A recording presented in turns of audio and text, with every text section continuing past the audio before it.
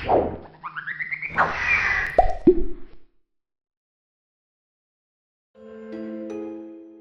রহস্য পরিবারের সকলকে স্বাগতম।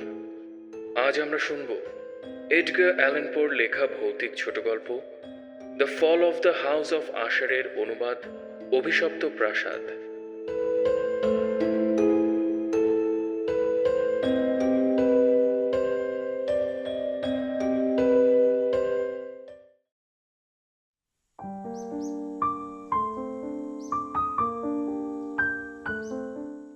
রোডেরিক আশার আমার ছোটবেলাকার বন্ধু।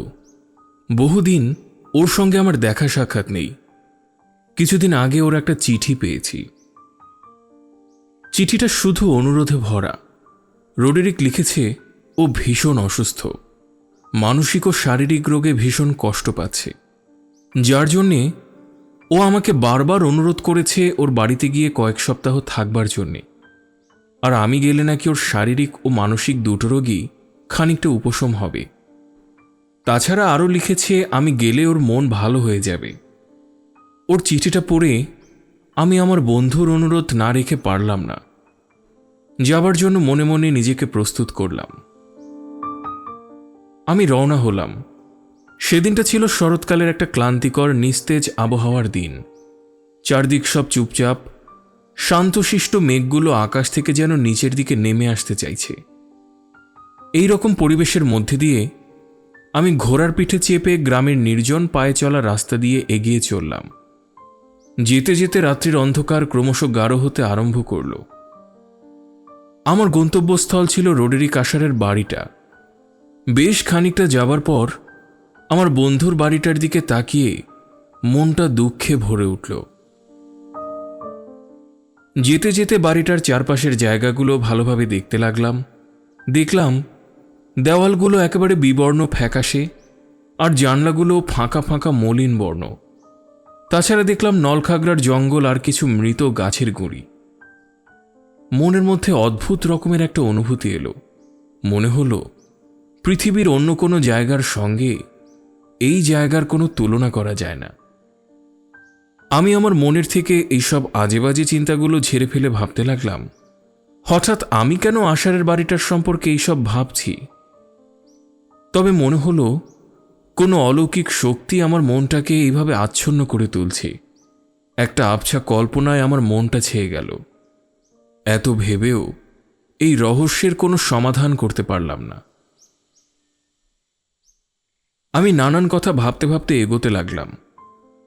হঠাৎ বাড়িটার সামনে গিয়ে কালচে মতো যে খালটা বয়ে গেছে ওটা দেখতে পেলাম। খালটার সামনে এসে ঘোড়াটাকে থামালাম। খালের জলের দিকে তাকালাম। জলের নিচে ফ্যাকাশে নলখাগড়াগুলো আর মৃত গাছের গুঁড়িগুলো চোখে পড়ল। আরও স্পষ্ট করে দেখতে পেলাম জানালাগুলোকে, কেমন যেন উল্টে রয়েছে। আমার সারা শরীর মন জুড়ে একটা রোমাঞ্চকর শিহরণ খেলে গেল। বিষণ্ণ নির্জন ভুতুরে বাড়িটার দিকে তাকিয়ে মনটা কেঁপে উঠল। তার সাথে রোডেরিকের মুখটা মনের মধ্যে ভেসে উঠল। সত্যি কথা বলতে কি, আমি আমার বন্ধুর সম্পর্কে খুব কমই জানি। কারণ ও খুব রক্ষণশীল পরিবারের ছেলে, উঁচু দরের কাজকর্মের জন্য বিখ্যাত। ওদের কাজকর্ম অনেকেরই প্রশংসা কুড়িয়েছে। আমি ওদের বংশের একটা ব্যাপার লক্ষ্য করেছি, তা হলো রোডেরিকের বংশের লোকসংখ্যা একদমই বাড়েনি, যার ফলে ওদের অস্তিত্ব প্রায় লোপ পেতে বসেছে। আমি একদৃষ্টে খালটার দিকে তাকিয়ে এইসব কথাগুলো ভাবছিলাম, তার সাথে আমার ভেতরের সেই অলৌকিক অনুভূতিটা টের পাচ্ছিলাম। মনে মনে ভাবলাম, ছোটদের মতো আমার মনটাকেও কুসংস্কার গ্রাস করে ফেলেছে। মনের অবস্থা এমন হলে মানুষের যেমনটি হয়, ঠিক তেমনই আমার গা ছমছম করতে লাগলো। স্নায়ুগুলো টানটান হয়ে উঠল। ক্রমশ ভয়ে আতঙ্কে আমি মরিয়া হয়ে উঠলাম। জোর করে খালের থেকে দৃষ্টিটা সরিয়ে সোজাসুজি বাড়িটার দিকে চোখ রাখলাম, কিন্তু কিছুতেই মনটা স্থির করতে পারলাম না। একটা ভয়ঙ্কর চিন্তা আমার মনটাকে ক্রমশ অসুস্থ করে তুলতে লাগল। আমি বাড়িটাও তার চারপাশটা ঘিরে নানা রকম কল্পনা করতে লাগলাম। আমার দেখা পরিচিত পরিবেশের সঙ্গে এই জায়গার কোথাও মিল খুঁজে পেলাম না। মনে হতে লাগলো গাছের গুঁড়ি, ফ্যাকাশে দেওয়াল সব যেন এই রহস্যময় খালটার থেকে উঠে আসছে। ছোঁয়াচে জীবাণুর মতো মনের কল্পনাগুলো ধীরে ধীরে ডালপালা ছড়াতে লাগলো। আমার মনের সমস্ত চিন্তাভাবনাগুলোকে জোর করে চুপ করিয়ে ভালো করে বাড়িটাকে দেখতে লাগলাম। এইবার নিখুঁতভাবে সমস্ত কিছু আমার নজরে পড়ল। বাড়িটা সব দিক থেকে একেবারে প্রাচীন আমলের সাক্ষী হয়ে দাঁড়িয়ে আছে। গোটা বাড়িটা রং চটে বিবর্ণ ফ্যাকাশে হয়ে দাঁড়িয়ে আছে। আসলে বাড়িটার কি রং ছিল তাও বোঝা যাচ্ছে না। বাইরেটা ছাতা পড়ে গেছে, উঁচু ছাদের কোণ থেকে অনেকগুলো মাকড়সার জাল ঝুলে আছে। বাড়িটা এত পুরনো হলে হবে কি, একেবারে ধ্বংসের স্তূপে পৌঁছায়নি। আমি একটু অবাক হয়েই দেখলাম এত প্রাচীন হয়েও বাড়িটা ঠিক মাথা তুলে দাঁড়িয়ে আছে, কোনো অংশই এখনো ভেঙে পড়েনি।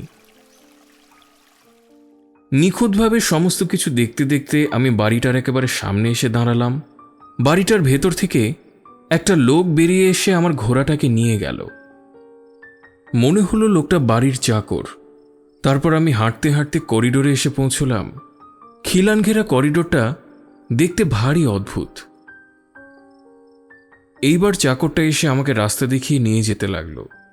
জায়গাটা ভারী অন্ধকার, আর যাবার রাস্তাটাও কেমন আঁকাবাঁকা। লোকটা আমাকে ওর মালিকের স্টুডিওর দিকে নিয়ে চলল। আমি শুধু ওকে অনুসরণ করে যাচ্ছিলাম। যেতে যেতে আমার সেই আগের ভৌতিক অনুভূতিটা মনের মধ্যে চাড়া দিয়ে উঠল। যা কিছু দেখতে পেলাম সবই আমার চোখে অদ্ভুত মনে হতে লাগল। আশেপাশে যা দেখলাম সবই আমার অচেনা অজানা মনে হলো। সিঁড়ির মুখে রোডেরিকের পারিবারিক ডাক্তারের সঙ্গে দেখা হয়ে গেল। ভদ্রলোক আমার দিকে অদ্ভুত দৃষ্টিতে তাকালেন, তারপর আমার পাশ দিয়ে চলে গেলেন। ওর মৃদু স্পর্শ আমার শরীরে লাগল। এইবার চাকরটা দরজা খুলে আমার বন্ধু রোডেরিক আশারের কাছে নিয়ে গেল। প্রথম যে ঘরটা দেখলাম সেই ঘরটা বেশ উঁচু, আর বড় বড় জানলাগুলো সব লম্বাটে আর সরু। জানলাগুলো কালো রঙের ওককাঠের তৈরি। মেঝে থেকে জানলাগুলো এত উঁচুতে ছিল যে ছোঁয়া যায় না। লাল আলোর একটা মৃদু রেখা জানলাটার জাফরি ভেদ করে ঘরের মধ্যে পড়ায় ঘরের সব কিছু স্পষ্টভাবে দেখতে পেলাম। খুব তীক্ষ্ণ দৃষ্টি নিয়ে আমি ঘরটার সব কিছু দেখতে লাগলাম। দেওয়ালগুলোতে কালো রঙের ঝালর ঝোলানো, ঘরে পুরনো ভাঙাচোরা আসবাবপত্রে ভর্তি। চারদিকে অনেক বইপত্র, বাদ্যযন্ত্র ছড়িয়ে ছিটিয়ে রয়েছে। কিন্তু দুঃখের বিষয়, এইসব দিকে কারো নজর আছে বলে মনে হলো না। তাছাড়া ঘরের সমস্ত পরিবেশটাও কেমন যেন বিষণ্ণতায়, মলিনতায় পরিপূর্ণ ছিল। ঘরের মধ্যে একটা সোফার উপর রোডেরিক লম্বা হয়ে শুয়ে রয়েছে। আমাকে দেখেই ও সোফা থেকে উঠে বসল। ও মৃদু হেসে আমাকে অভিনন্দন জানালো। আমি ওকে দেখে বুঝলাম আমাকে দেখে ও সত্যিই খুব খুশি হয়েছে, আর মনে হলো সত্যিই রোডেরিক আমাকে খুব ভালোবাসে। আমরা দুই বন্ধুতে বসে কথা বলতে আরম্ভ করলাম। কথা বলতে বলতে ও যখন থেমে যাচ্ছিল, তখন আমি কিছুটা ভয় আর কিছুটা সহানুভূতিপূর্ণ দৃষ্টি নিয়ে ওর দিকে তাকাচ্ছিলাম। ভাবছিলাম মানুষ কি করে এরকম বদলে যেতে পারে। রোডেরিক আমার সেই ছোটবেলাকার বন্ধু, যার সঙ্গে আজকের বিছানায় শোয়া রোডেরিককে কিছুতেই মেলাতে পারছিলাম না। যদিও ওর মুখটার মিল খুঁজে পাচ্ছিলাম, যেমন ওর বড় বড় চোখ দুটো পরিষ্কার আর চকচকে, ঠোঁট দুটো খুবই পাতলা আর ফ্যাকাশে, নাকটা বেশ লম্বাটে, কিন্তু নাকের ডগাটা খানিকটা বাঁকা, চিবুকটার গড়ন খুব সুন্দর, মাথার চুলগুলো খুব নরম।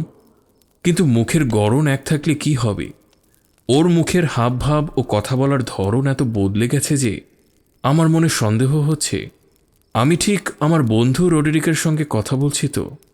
ওর এই অচেনা ভাবভঙ্গি, কথাবার্তা সব আমাকে অবাক করে দিচ্ছিল। মনে মনে আমি ভীতু হয়ে উঠলাম। আর 5টা সাধারণ মানুষের সঙ্গে এই বিছানায় শুয়ে থাকা রোডেরিকের মিল খুঁজে পেলাম না। মনে মনে ভয় পেলেও ওর কাছে কোনো কিছু প্রকাশ করলাম না। আমরা দুজনে কথাবার্তা বলে যেতে লাগলাম। রোডেরিক আমাকে ডেকে আনার কারণগুলো খুলে বলতে লাগলো, এবং আরও বলল ও আমার কাছ থেকে কীরকম সাহায্য চায়। তারপর আস্তে আস্তে ও বলতে শুরু করলো ওর শারীরিক ও মানসিক রোগের প্রধান কারণগুলো পারিবারিক। এই রোগটা কাটিয়ে উঠবার জন্য ও প্রাণপণ চেষ্টা করে যাচ্ছে। কিছুক্ষণ কথা বলার পর রোডেরিক ক্লান্ত হয়ে চুপ করে থাকল। তারপর বলল, এই ঘটনাগুলো খুব শীঘ্রই ঘটে যাবে। আমি ওর কথাবার্তা শুনে বুঝতে পারলাম ও মানসিকভাবে খুবই অসুস্থ। ওর কাছে সব কিছুই বিষাদ লাগে, কোনো কিছুতে মন নেই, কোনো খাবার পছন্দ করে না, এমনকি কোনো ফুলের গন্ধ পর্যন্ত সহ্য করতে পারে না। চোখে আলো পড়লে ক্ষেপে যায়। পোশাকের প্রতিও ওর কোনো নজর নেই, শুধু এক ধরনের পোশাক ছাড়া কিছুই পরতে ভালোবাসে না। শুধু অদ্ভুত অদ্ভুত বাদ্যযন্ত্রের শব্দ শুনতে ভালোবাসে, যে শব্দ শুনলে মনে ভয় আসে। এক মনে ও এই ধরনের শব্দ শুনতে ভালোবাসত। রোডেরিক ফের বলে চলল, জানো, আমি হয়তো শীঘ্রই মারা যাব। আমার সময় প্রায় শেষ হয়ে এসেছে। ভবিষ্যতের ঘটনাগুলোর কথা ভেবে ভেবেই আমি শেষ হয়ে যাচ্ছি। আমি সবসময় একটা আতঙ্কের মধ্যে থাকি যে কখন সেই ঘটনাটা আমার জীবনে ঘটে যায় আর ঠিক তখনই আমি মরে যাব। এইটাই আমার সবচেয়ে ভয়ঙ্কর আতঙ্ক। একটানা কথা বলে ও থামল। আমি বুঝলাম এইটাই ওর মানসিক অসুস্থতার মূল কারণ। এই বাড়িতে থেকে রোডেরিকের মনটা কুসংস্কারে আচ্ছন্ন হয়ে গেছে, যার ফলে ওর মানসিক অসুস্থতা দেখা দিয়েছে। আর এই মানসিক অসুস্থতা থেকেই ওর শারীরিক অসুস্থতা দেখা দিয়েছে। এই বাড়িতে ও ভীষণ একা। ওর আপনজন বলতে ওর একমাত্র বোন, যাকে রোডেরিক ভীষণ ভালোবাসে। আমরা যখন কথা বলছিলাম তখন ওর বোন ম্যাডলিন আমাকে না দেখেই চলে গেল, আবার কিছুক্ষণ বাদে ফিরেও এলো। ওর দিকে তাকাতেই আমার মধ্যে একটা অদ্ভুত অনুভূতি সারা মনটায় ছেয়ে গেল। ম্যাডলিন বেশিক্ষণ দাঁড়ালো না, তাড়াতাড়ি করে নিজের ঘরে ঢুকে দরজা বন্ধ করে দিল। আমি একটু অবাক হয়েই রোডেরিকের দিকে তাকালাম। দেখলাম ওর রুগ্ন হাতটা দিয়ে মুখটা ঢেকে রেখেছে, আর আঙুলের ফাঁক দিয়ে ওর চোখের জল পড়ছে। ওর শীর্ণ হাতের আঙুলগুলো ও চোখের জল দেখে মনটা আমার কষ্টে ভরে উঠল। এই ভুতুরে বাড়িটায় বেশ কয়েকদিন কেটে গেল। আমি কিন্তু কখনো ওর বোনকে নিয়ে কোনো কথা বলতাম না। আমি সবচেয়ে বেশি ব্যস্ত ছিলাম আমার বন্ধুকে নিয়ে। ওর মানসিক ও শারীরিক যন্ত্রণা কমানোর দিকেই আমার লক্ষ্য ছিল। আমরা দুজনে একসঙ্গে পড়াশুনো করেছি, ছবি এঁকেছি, গিটার বাজিয়েছি। খুবই গভীর বন্ধুত্ব ছিল আমাদের মধ্যে। রোডেরিক ছবি, গান, লেখাপড়া কোনোটাই বাদ দেয়নি। কিন্তু এত গভীর বন্ধুত্ব থাকলে কি হবে? আমি কখনো রোডেরিকের মনের ভেতর ঢুকতে পারিনি, ওকে ঠিক বুঝে উঠতে পারিনি। তাছাড়া ওর পড়াশোনার আসল উদ্দেশ্যটা যে কী তাও বুঝতে পারতাম না। সবচেয়ে বড় কথা হলো, কেন আমাকেও ডেকেছে এবং কী কাজের জন্য তাও আমার কাছে পরিষ্কার হলো না। ওর বাজনা বাজানোর হাতটাও ছিল খুব মিষ্টি। তাছাড়াও ছবি আঁকত দারুণ, কিন্তু ওর আঁকা সমস্ত ছবিগুলোতে একটা দুঃখ, কষ্ট, যন্ত্রণার অনুভূতি ফুটে উঠত। ছবিগুলো দেখলেই আমার মনটা কষ্টে ভরে উঠত। ঠিক আসল মানেটাও বুঝে উঠতে পারতাম না।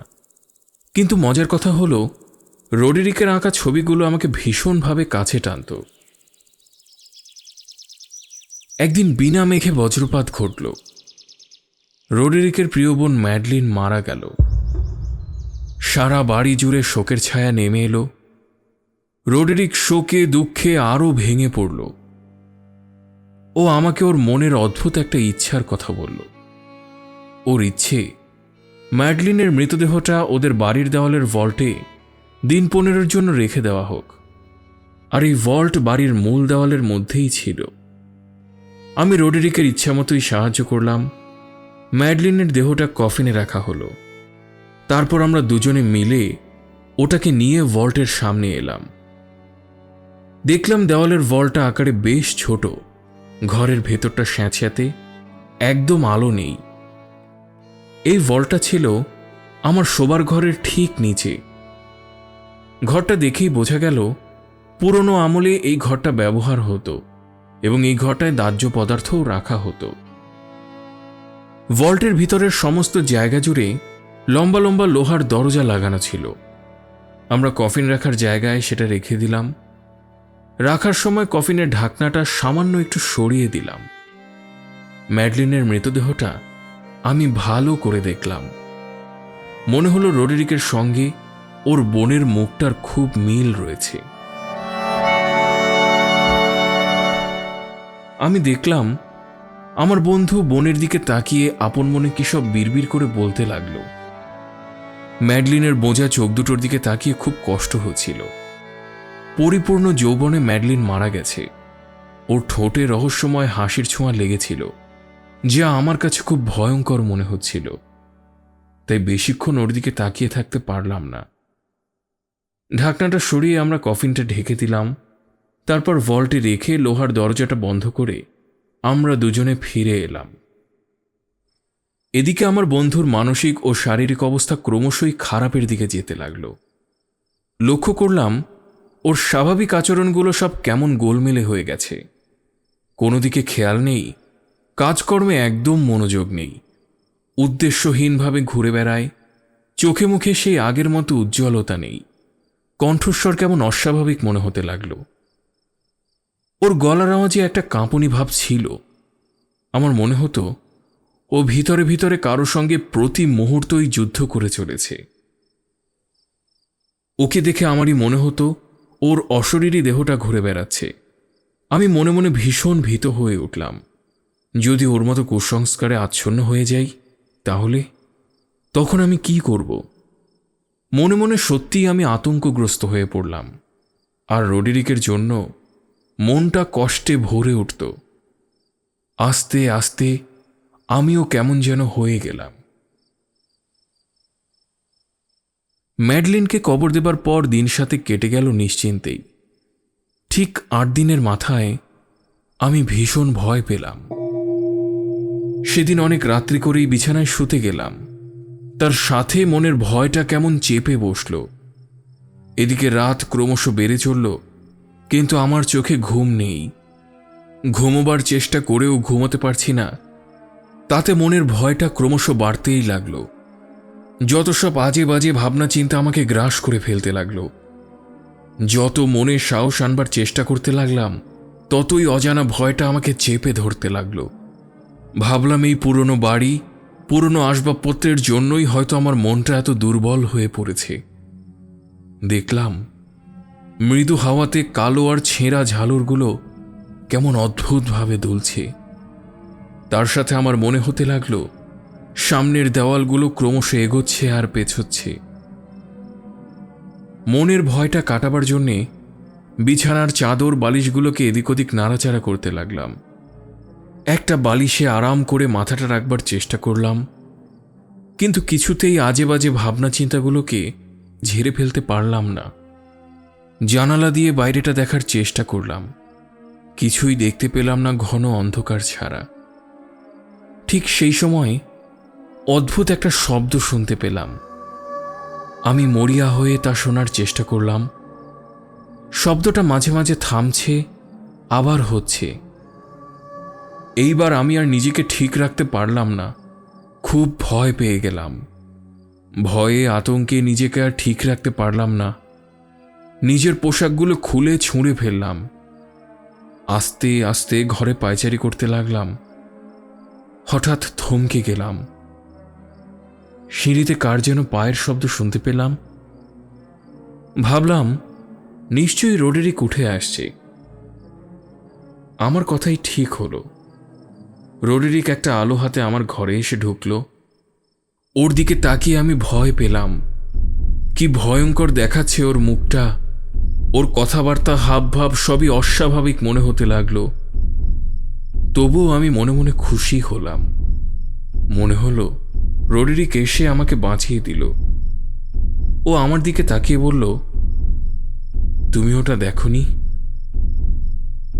আমি ঠিক বুঝে উঠতে পারলাম না, তাই কোনো উত্তর না দিয়ে চুপচাপ রইলাম।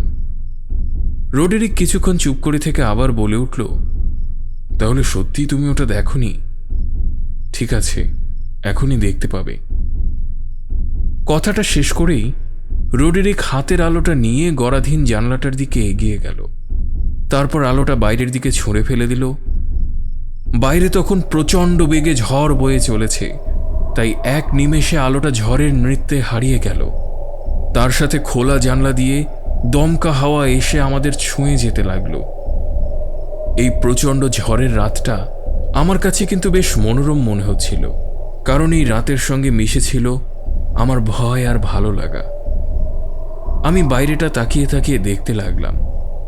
দেখলাম ঘন কালো মেঘেরা নিচু দিয়ে উড়ে যাচ্ছে, আর মিষ্টি চাঁদটা কালো মেঘে ঢাকা পড়ে গেছে।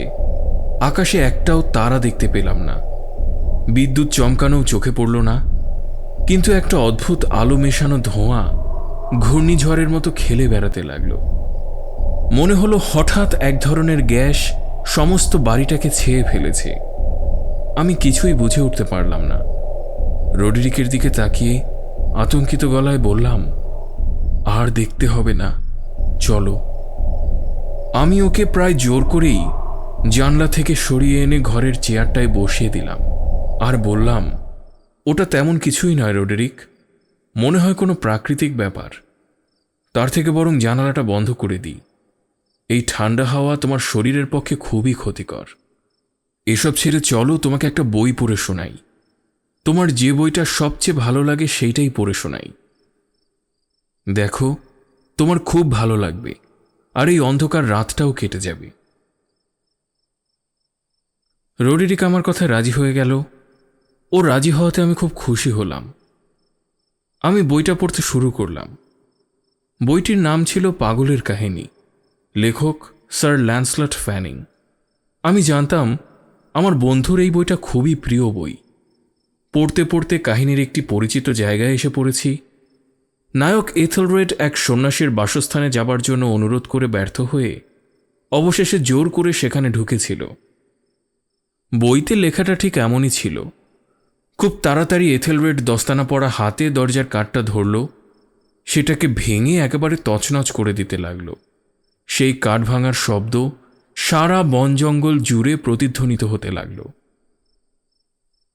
এই জায়গাটা পড়েই আমি চুপ করে গেলাম। মনে হলো এই বাড়িটার কোনো দূরের এক জায়গা থেকে এই রকম ভাঙাচোরা শব্দ ভেসে আসছে। লেখকের বইয়ের বর্ণনার সাথে হুবহু মিল আছে। বাইরে প্রচণ্ড ঝড়, তার সাথে জানালার কাঁচের ঝনঝন শব্দ, সব মিলেমিশে একাকার হয়ে গেল। আমি তবুও বইটা পড়ে যেতে লাগলাম। এইভাবে এথেলরেড দরজা দিয়ে ভেতরে ঢুকল। সেখানে সন্ন্যাসীকে দেখতে পেল না, তার বদলে দেখল একটা ভয়ঙ্কর ড্রাগন, আগুনের মতো লকলকে জীব, রূপোর তৈরি মেঝেওয়ালা একটা সোনার প্রাসাদকে পাহারা দিচ্ছে। আর ঠিক প্রাসাদের ওপরের দেওয়ালে একটা চকচকে তামার ফলক ঝুলছে, এবং তাতে কবিতার ছন্দে লেখা আছে, এখানে একমাত্র বীরেরাই ঢুকতে পারে, আর কোনো বীর যদি ড্রাগনটাকে মেরে ফেলতে পারে তাহলে এই ফলকটা সে জয় করতে পারবে। এইবার এথেলরেড ক্রুদ্ধ চোখে ড্রাগনটার দিকে তাকালো। ও হাতের গদাটা উপরে তুলে ড্রাগনটার মাথায় সজোরে আঘাত করল। আঘাতের চোটে ড্রাগনটা বিকট চিৎকার করে মাটিতে মুখ থুবড়ে পড়ে গেল। ড্রাগনের ভয়ঙ্কর চিৎকার এথেলরেড সহ্য করতে না পেরে দুই হাতে কান দুটো চেপে ধরল। এই ধরনের বিভৎস চিৎকারও আগে কখনো শোনেনি। শেষে ড্রাগনটা মরে গেল। এতখানি পরে আমাকে হঠাৎ থেমে পড়তে হলো। আমি ভীষণভাবে অবাক হয়ে গেলাম। শুনতে পেলাম বাড়ির কোনো দূরের জায়গা থেকে একটা মৃদু অথচ তীক্ষ্ণ শব্দ কানে ভেসে আসতে লাগলো, আর তার সাথে বিকট একটা চিৎকার, ঠিক গল্পের ড্রাগনের মতো সেই চিৎকারটা। এবার আমি সত্যিই মনে মনে ভয় পেতে আরম্ভ করলাম। আমি রডরিকের দিকে তাকিয়ে বুঝতে চেষ্টা করলাম ও কিছু বুঝেছে কিনা, কোনো শব্দ শুনেছে কিনা। অবশ্য ওর হাবভাব সেই আগের মতোই মনে হচ্ছিল। চেয়ারটা এমনভাবে বসেছিল যে আমি ওকে পুরোপুরি দেখতে পাচ্ছিলাম না, কারণ ওর মুখটা দরজার দিকে ফেরানো ছিল। তবুও দেখলাম ওর ঠোঁট দুটো অসম্ভবভাবে কাঁপছে, আর বিড়বিড় করে কী সব যেন বলে চলেছে। মাথাটা একেবারে বুকের কাছে নামিয়ে রেখেছে, চোখ দুটো খোলাই ছিল। ওর দেহের নড়াচড়া দেখে বুঝতে পারলাম রডরিক একদম ঘুমায়নি, জেগেই রয়েছে। কিন্তু ওকে আমার কাছে খুব অস্বাভাবিক মনে হচ্ছিল। আমি এই সব কিছু লক্ষ্য করে আবার পড়তে শুরু করলাম। এইভাবে এথেলরেড সেই ভয়ঙ্কর ড্রাগনটাকে শেষ করে জয়ের আনন্দে উল্লাসিত হয়ে উঠল। ও এই বিভৎস জন্তুটার মৃতদেহ সরিয়ে নিজের যাবার রাস্তা করে নিল। তারপর প্রাসাদের মধ্যে রূপোর মেঝেতে গেল। ওখানেই ঝুলানো রয়েছে তামার ফলকটা। ও যেই তামার ফলকটা নামাতে গেল, ঠিক তখনই ওটা মেঝেতে পড়ে গেল। তার সাথে প্রচণ্ড একটা ভয়ঙ্কর শব্দ হলো। এইখানেও আমাকে থামতে হলো। শুনতে পেলাম দূরে কোথাও এমন একটি তামার ফলক মাটিতে পড়ে একটা বিকট শব্দের সৃষ্টি হলো। আমি ভীষণভাবে ঘাবড়ে গেলাম। মুখে কোনো কথা সরছিল না। ভয়ে আতঙ্কে হতবুদ্ধি হয়ে গিয়েছিলাম। আমি চেয়ার ছেড়ে উঠে দাঁড়ালাম, কিন্তু আমার বন্ধু রোডেরিক আশারের কোনো পরিবর্তন দেখলাম না। আমি ছুটে গেলাম ওর চেয়ারটার দিকে।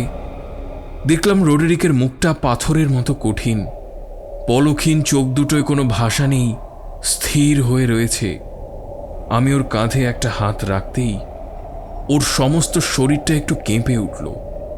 অসুস্থ দেহে মৃদু হেসে মাতালের মতো জড়ানো গলায় বিড়বিড় করে বলতে লাগল, শোনোনি, আমি কিন্তু শুনেছি। শুধু আজকে নয়, অনেক মিনিট, অনেক ঘন্টা, অনেক দিন ধরে আমি শুনে আসছি, কিন্তু আমি কিছুই করতে পারিনি। আসল কথা হলো আমার সাহসে কুলোয়নি। তুমি আমাকে ক্ষমা করো।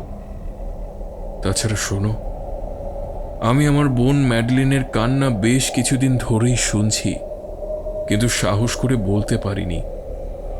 কিন্তু আজ যখন তুমি পড়তে আরম্ভ করলে, এথেলরেড সন্ন্যাসীর দরজা ভেঙে ড্রাগনটাকে মারল এবং তার সাথে ড্রাগনের আর্তনাদ আর তামার ফলকটার বিকট শব্দ মিলে আমাকে স্তব্ধ করে দিল। তাই সিঁড়িতে আমি ওর পায়ের শব্দ শুনতে পাইনি। কথাগুলো শেষ করেই রোডেরিক চেয়ার ছেড়ে লাফিয়ে উঠল। দেখে মনে হচ্ছিল ওর প্রাণটা এখনই বেরিয়ে যাবে। ও চিৎকার করে বলতে লাগলো, পাগল, তোমাকে আমি বলতে পারি আমার বোন ম্যাডলিন দরজার বাইরে দাঁড়িয়ে আছে। সত্যিই আমরা দেখতে পেলাম ম্যাডলিনের দীর্ঘকায় শরীরটা বাইরে দাঁড়িয়ে আছে। ওর সাদা জামাটা রক্তে মাখা, ওর শীর্ণ দেহের প্রতিটি অংশে ধস্তাধস্তির চিহ্ন। দেখে মনে হচ্ছিল ও কাঁপছে, ছটফট করছে, আর ঠিক দরজার সামনে এসে দাঁড়িয়ে আছে। হঠাৎ চাপা কণ্ঠে কেঁদে উঠল।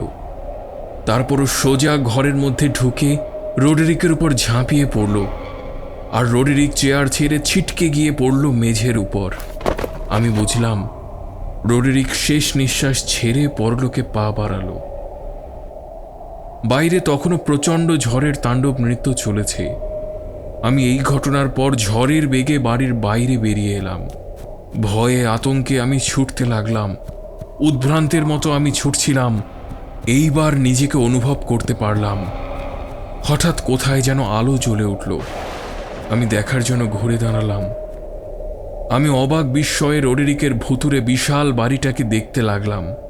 বাড়িটার ফাটলগুলোও দেখতে পেলাম। হঠাৎ মনে হলো ফাটলগুলো ক্রমশ বড় হতে আরম্ভ করেছে, আর কোথা থেকে একটা ঘূর্ণিঝড় দৈত্যের মতো বাড়িটার উপর এসে ঝাঁপিয়ে পড়ল। তার সাথে সাথে গোটা বাড়িটাই ধসে পড়ল। দেওয়ালগুলো ভেঙে টুকরো টুকরো হয়ে গেল, অসংখ্য জল তরঙ্গ বাজার মতো।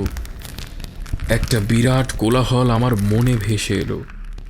আমি তখন সেই কালচে সরু খালটার সামনে দাঁড়িয়েছিলাম, আর আমি বিস্ফারিত চোখে দেখতে লাগলাম রোডেরিক আশারের ভুতুরে বাড়িটা ধ্বংসস্তূপে পরিণত হয়ে খালের জলের মধ্যে কেমন করে তলিয়ে যাচ্ছে।